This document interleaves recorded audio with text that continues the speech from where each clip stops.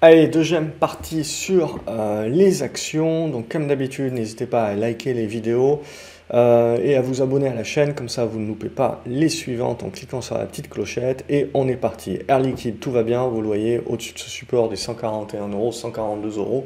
C'est toujours positif et on n'est pas loin de s'ouvrir une nouvelle fenêtre. Donc c'est pour ça que quand on parle des indices, il ne faut pas sous-estimer que on peut très bien aller gratter une nouvelle jambe haussière, mais voilà, il faudra le voir un petit peu comme l'excès, donc il faudra s'attendre à un moment donné à de la volatilité dans le retour de bâton. Mais à ce stade-là, voilà, Air Liquide, c'est haussier, point barre, c'est positif, au-dessus des 142, je n'ai pas grand-chose à dire. Au niveau de la Chine également, alors ils vont tous être en vacances et les marchés fermés pour la semaine prochaine, puisque c'est le nouvel an chinois. Les ADR vont continuer de côté, mais voilà, je ne pense pas que ça bougera. Ça sera que les volumes, alors c'est que les volumes US si vous voulez, mais on perdra un petit peu le repère, donc il faudra voir comment ça bouge. Toujours est-il que sur Alibaba, ça va toujours très bien. On a ouvert un petit gap ici, il faudra faire attention que ce n'est pas un gap d'excès. Mais voilà, on n'est pas à l'abri voilà, de continuer la progression pour aller chercher les 125 notamment. À ce stade-là, à un moment donné, je veux dire, de toute manière, il faudra corriger un petit peu cette hausse en mode expo.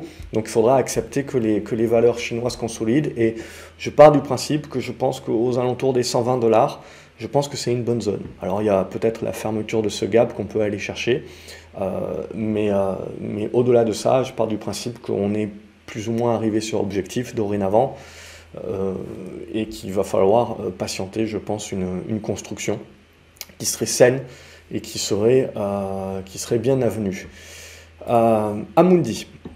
Amundi, tout va bien également, mais là aussi, je veux dire, vous voyez, c'est les exponentiels, c'est quand même pas des biotech, c'est des grosses caps, on gagne 20% comme ça en 2 semaines, c'est très bien, tant mieux, la configuration est très propre, mais voilà, il faut accepter que du coup, ben, on va retrouver un petit peu de volatilité. C'est ce qu'on va retrouver sur le CAC 40 avec la séance d'hier.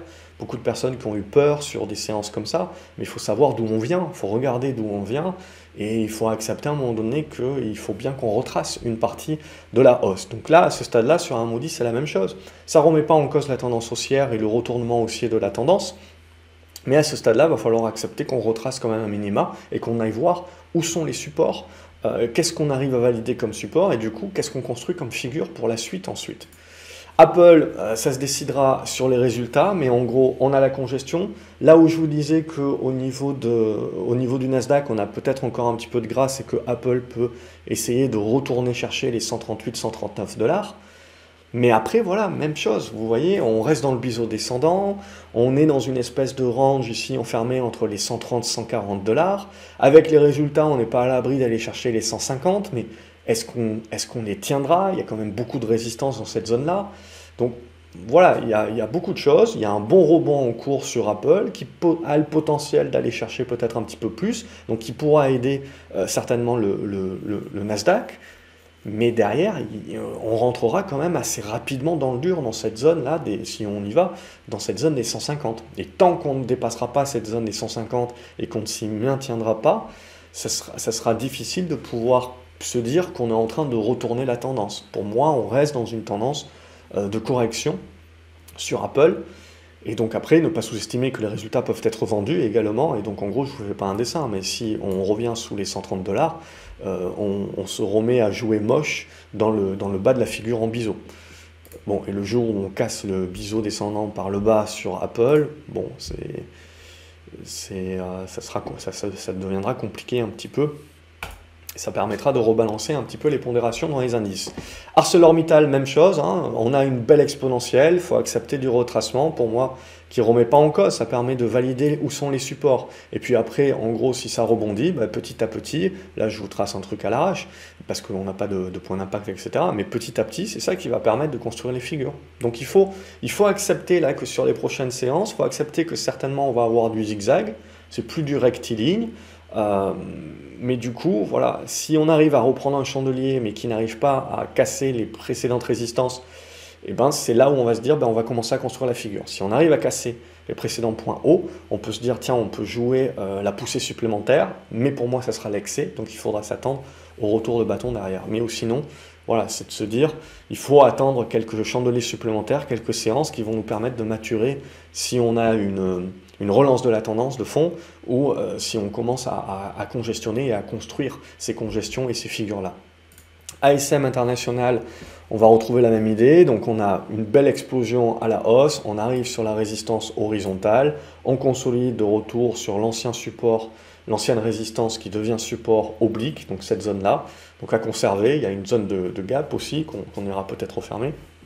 Donc là aussi, même chose, on est en attente et on est en regard, c'est-à-dire soit on arrive à relancer un petit peu et on va jouer dans cette zone-là, soit on va corriger plus fortement, ne pas valider la cassure de cette oblique-là, et c'est là où on va se dire, ah, ok, le mouvement est un petit peu trop faible, donc on a eu un très beau mouvement ici, mais c'est dans la consolidation, là, si vous allez chercher un petit peu trop bas, alors vous aurez toujours le rebond, mais ça sera l'idée que, oui, on a eu des bonnes poussées, mais il va falloir les construire un petit peu plus longuement. Donc, si vous voulez moins vous retracer, plus vous pouvez vous dire on va relancer rapidement. Plus vous retracez, plus ça risque d'être beaucoup plus chaotique. Donc à ce stade-là, il nous manque encore quelques séances pour faire la distinction entre les deux.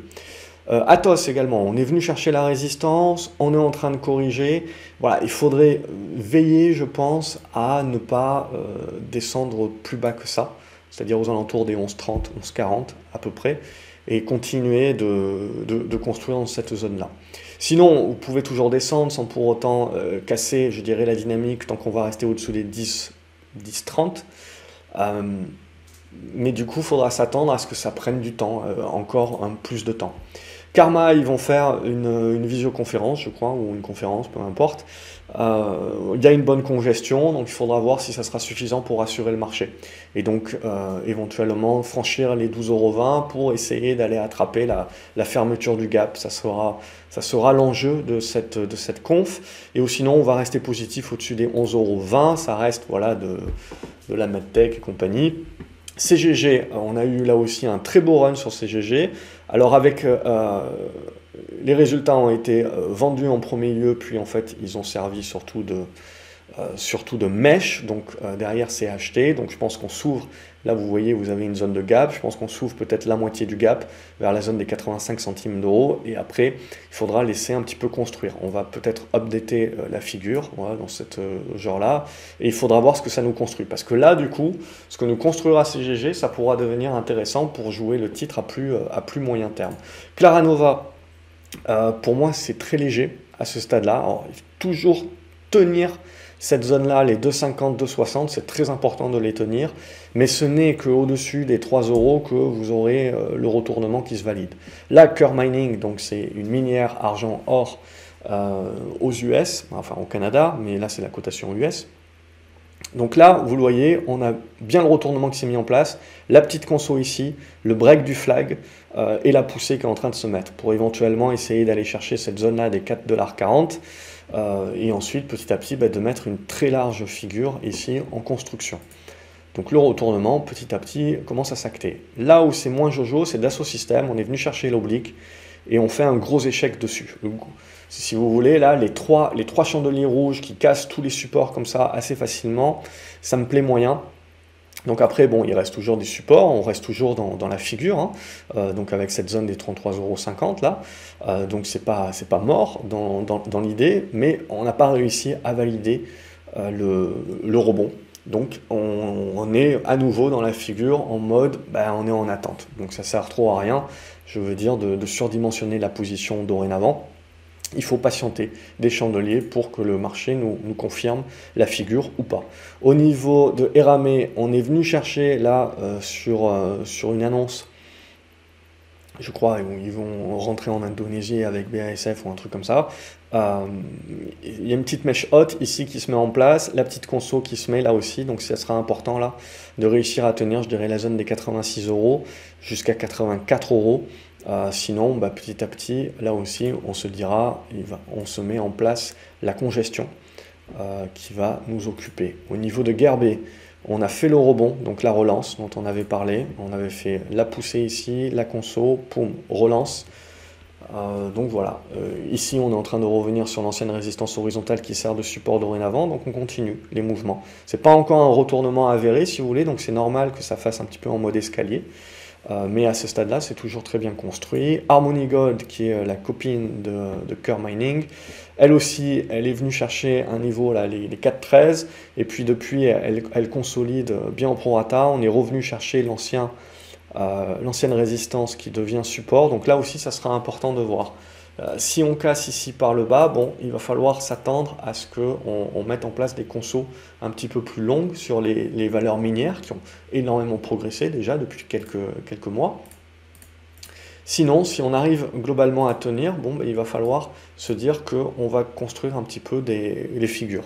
Donc là aussi, voilà, ça sert à rien de se dire 36 000 trucs, il nous faut des chandeliers supplémentaires dorénavant pour commencer à valider les constructions avant de pouvoir dire oui, j'ai des probabilités supérieures pour jouer la tendance. Sur les chinois, c'est la même chose si vous voulez, on commence un petit peu à buter sur des résistances, on corrige, mais bon, c'est des tendances haussières, donc la moindre correction est vue comme une opportunité d'achat, et donc on retrouve des acheteurs assez rapidement. Là où on va commencer à se dire ça commence à faiblir, c'est si dans les rebonds, on est dans l'incapacité de passer les précédentes résistances, et donc on va commencer là aussi à se dire, bon, ben, pourquoi pas commencer à construire des figures de congestion. Donc là, et le groupe éventuellement, ça fait partie de ça, donc il va nous... C'est pour ça que j'attends de voir, parce qu'il y a une semaine un petit peu bâtard, si vous voulez, avec la fermeture de tous les marchés asiatiques, enfin du marché chinois, pardon, ça va être... faudra voir un petit peu si ça a un impact dans ce sens-là. Imerys a fait une bonne poussée aujourd'hui, mais on bute sur la résistance. Donc le marché nous valide bien cette résistance-là, j'enlève l'oblique, donc on va changer la figure de consolidation. Vous voyez le temps que ça prend. Hein, sur Imerys, vous avez une très bonne poussée, vous avez la correction qui se fait en mode larvé sur 2 mois, et ensuite vous avez une nouvelle poussée, et là vous avez une espèce de zigzag. Donc en gros, petit à petit, les chandeliers nous permettent de valider notre figure, et le jour où on casse cette figure-là, on peut en déterminer des contours plus ou moins importants avec les points d'impact, et le jour où on arrive à casser, on validera le retournement d'Imerys. Donc là, par exemple, là, les 39,50 €, 40 € deviennent un bon niveau à casser pour se dire, allez, on tente la relance. Même chose, hein, tiens, c'est un bon exemple, Inat Pharma, de ce que je vous dis, on peut toujours aller gratter une jambe supplémentaire, mais il faut faire attention au retour de bâton. À ce moment-là, il faudra accepter qu'il sera puissant. Pour moi, Inat Pharma est un bon exemple, c'est-à-dire vous avez la congestion ici, vous avez une très bonne poussée aussi, vous voyez le retracement est très faible, donc ça veut dire qu'on en a encore sous la pédale pour aller chercher. Mais du coup, quand vous breakez ici, vous faites une poussée qui est une forme d'excès, et très rapidement, vous voyez, c'est mise en échec, et on revient au point de départ. Ça, pour moi, voilà, c'est l'excès, le retour de bâton, et derrière, la mise en place de la construction qui va se faire. Lumibird, vous avez une très bonne poussée aussi. Alors c'est des petits titres, donc il faut faire attention à la volatilité qui peut éventuellement s'en dégager, bien entendu. Mais là aussi, on va dire qu'on acte les retournements, c'est juste qu'il va falloir digérer les hausses un petit peu, et donc accepter que ça soit volatile. LVMH, ça va être très intéressant, LVMH. Alors j'ai une oblique qui sort un petit peu de nulle part, là, donc je la gomme. Mais ça va être très très intéressant, LVMH, parce que d'une part, évidemment, le secteur du luxe est très important pour le CAC 40, et ça va être très intéressant parce que, comme vous le voyez, on a beaucoup de flux, on avait reparlé de retour de flux d'Europe, et surtout ce que je vous avais dit, c'est de bien faire attention, c'est que comme l'Europe a été désinvestie pendant très longtemps, vous n'avez pas nécessairement besoin de beaucoup de flux en valeur qui, quand ils sont aux US, comme le marché est énorme, n'arrivent pas à bouger le marché, mais quand ils reviennent en Europe ou dans des marchés émergents, si vous voulez, ces flux qui ne bougeaient pas le marché aux US, ils vont réussir à bouger le marché en Europe. Et donc n'oubliez pas également la diversification qui est prônée cette année. On a énormément de gérants et de gros portefeuilles qui veulent diversifier, qui veulent voir dans la baisse du dollar le besoin également de se sortir de leur surpondération aux US. Et donc, vous avez un paquet de valeurs qui sont déjà surpondérées dans les indices, qui récupèrent donc le gros de cette manne-là Et ça nous impacte aussi, donc le luxe notamment. Et donc on a LVMH qui est venu chercher un nouveau plus haut. Mais ça vient avec un prix à payer ça, c'est qu'il va falloir accepter plus de volatilité sur des titres qui sont des mastodontes. Donc en l'occurrence LVMH. Donc le support dorénavant est ici, sur cette ancienne oblique cassée à la hausse. Donc pour moi, il faut accepter voilà, qu'il y ait pas mal de volatilité, mais on ne remet pas en cause le mouvement, le break, tant que vous ne repassez pas en dessous des 750 et a fortiori, je dirais, en dessous des 740. Si on passe en dessous des 750, 740, ça sera interprété comme un signe de faiblesse et évidemment un point de blocage pour le CAC 40 et un besoin de rentrer dans une période où on risque de se regarder dans le blanc des yeux le temps qu'on construise quelque chose. Marathon digital, c'est toujours donc la spéculation. On voit que ça continue de fonctionner à plein. Vous avez également les prorata des consolidations qui se font. Donc là, on est venu chercher globalement l'ancien support qui devient résistance. Donc vous voyez, il y a quand même, ça bouge énormément, puis on tente de relancer. Donc là aussi, il y a des constructions quelque part qui vont devoir se faire. Nanobiotics, on n'y arrive pas pour l'instant, donc ça, c'était bien parti ici, ça c'est moins bien. Donc mis à part s'il y a une news qui tombe, c'est pas tip top globalement. Novacite, le Covid, tout le monde s'en fout. Mais on a commencé à réagir peut-être sur une zone de support, mais graphiquement parlant, je veux dire, ça reste pour l'instant un outil très spéculatif. Donc bon, vous pouvez toujours faire des poussées, etc. Mais il va falloir en gros, là aussi, mettre en place une construction avant de se dire on casse par le haut et on peut relancer la tendance haussière, blablabla. Là, pour moi, voilà, ça reste quelque chose d'assez volatile à ce stade-là. Et on essaye de trouver les supports, puis sur le rebond, on trouvera les résistances, et c'est ça qui va nous permettre de construire la figure. Octernal Therapeutics, donc on a fait la poussée, là aussi on est en train de consolider. Cette zone là des 1,14 est importante à conserver pour essayer derrière de relancer, donc sous forme de pullback relance. Osé Immuno, même chose, on est sorti par le haut, puis pouf, on revient dessus. C'est le problématique d'Euronext également, vous n'avez pas beaucoup de volume, c'est des titres qui n'ont pas beaucoup d'actions, les carnets d'ordre sont creux, donc voilà, c'est très compliqué de trader ça. PayPal, ça reste plutôt bien orienté, hein, comme le Nasdaq si vous voulez. Donc on a eu la poussée, on a la conso, on tient tant bien que mal les supports et on essaye de relancer actuellement avec éventuellement là l'idée de se dire on essaye d'aller attraper cette zone des 83-84 euros, 84 $. Et les résultats, je ne vais pas vérifier quand est-ce qu'ils tombent, je devrais parce que j'en ai. Et les résultats, bon, a priori, ils sont pas tout de suite, donc ça va aller. On les regardera après. Donc là, voilà, moi je continuerai à rester là-dessus. Donc hop, petite résistance comme ça, hop, comme ça. Donc on a la congestion qui est en train de se faire, tac, tac, tac. Et l'idée, ça sera d'essayer de breaker ici, évidemment. Si les résultats sont pas bons, ça casse par le bas, ben, voilà, ça nous remettra un petit peu en dedans et il faudra patienter à nouveau pour avoir une construction intéressante. Mais celle-ci, je l'aime bien. Pierre et vacances, ça continue de booster. Moi, je continue d'un petit peu de m'alléger parce que je pars du principe aussi qu'il faudra construire. Alors, on a un très bon rattrapage qui peut éventuellement continuer. Hein. Je veux dire, il y a des zones de résistance qui sont plus hautes.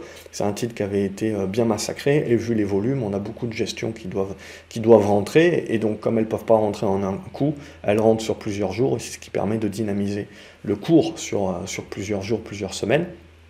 Mais à un moment donné ou à un autre, évidemment, il faudra consolider et c'est là où ça sera intéressant pour prendre une position plus moyen terme.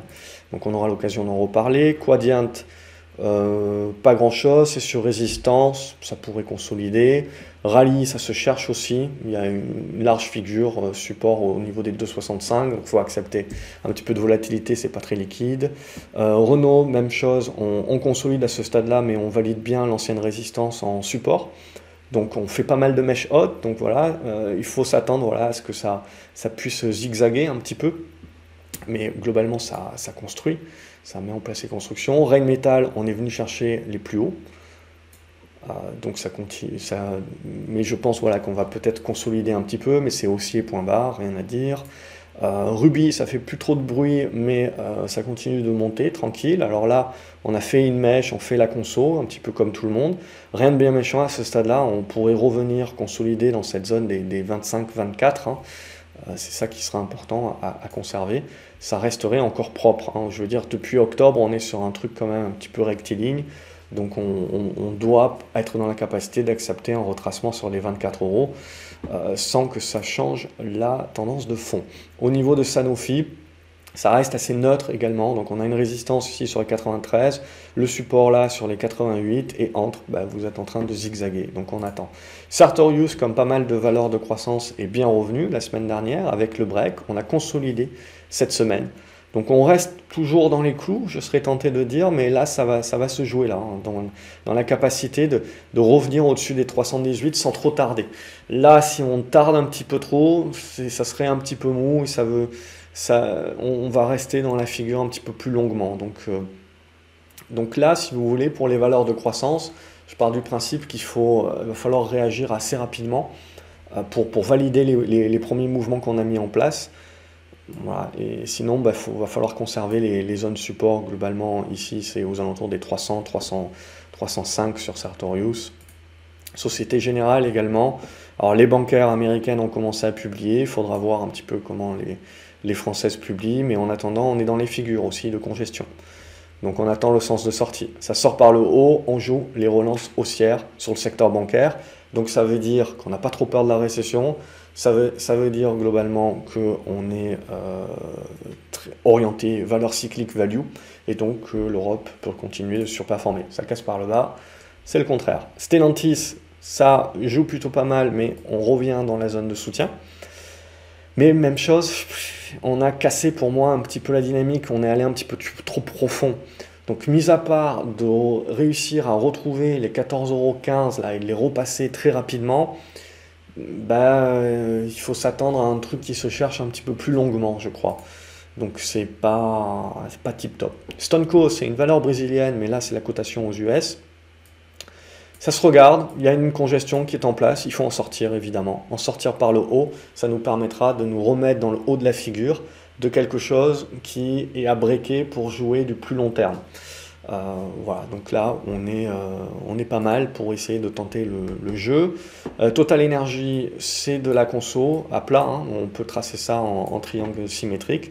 Donc pour l'instant on zigzague pas mal. Est-ce qu'on casse par le haut pour aller chercher les 62-63 €?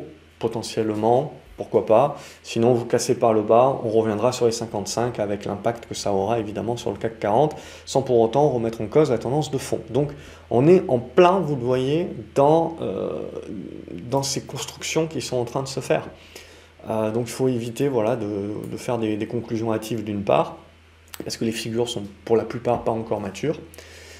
Et d'autre part, il faut éviter de penser qu'on va nécessairement relancer en ligne droite ou se cracher, etc. Je pense qu'il va falloir accepter en fait du zigzag.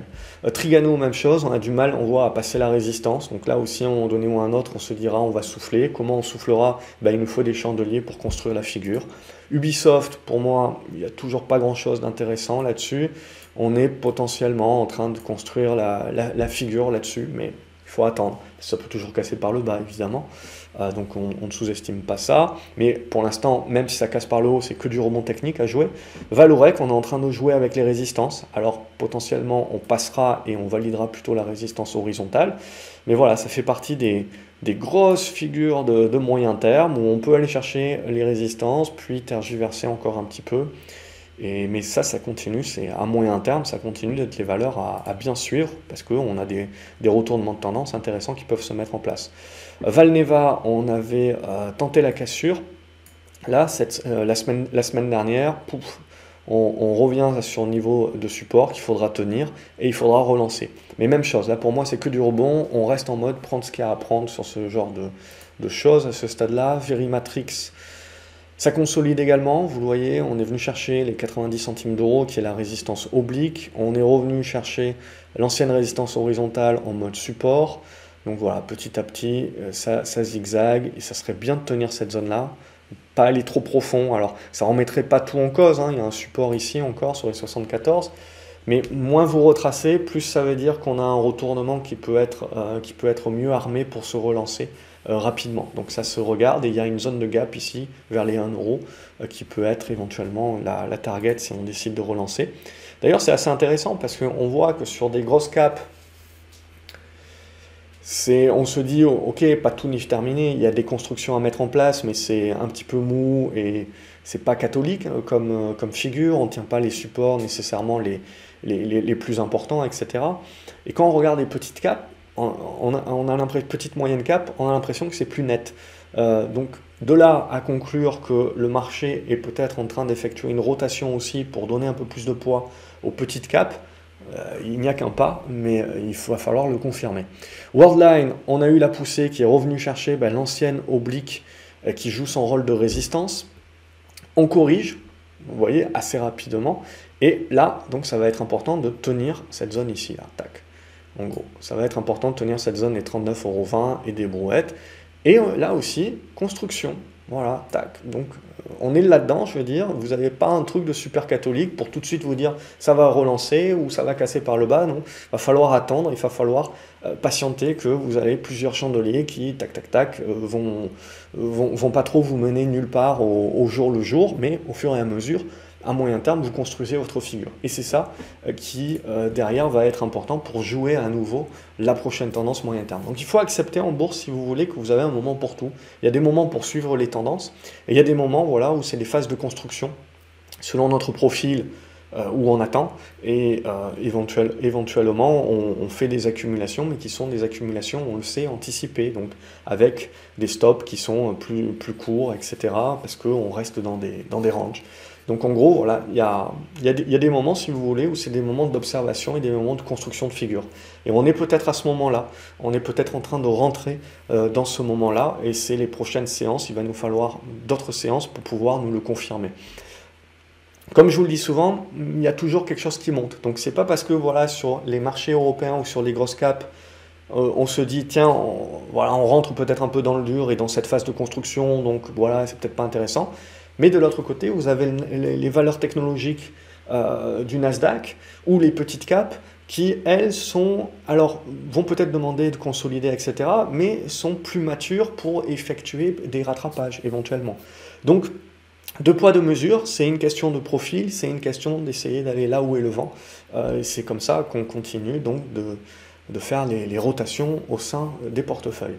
Voilà, j'espère que cette vidéo a pu vous aider. N'hésitez pas à la liker, à la partager sur les réseaux sociaux, à vous abonner à la chaîne en cliquant sur la clochette, comme ça vous ne loupez pas les autres vidéos que je publie également en cours de semaine.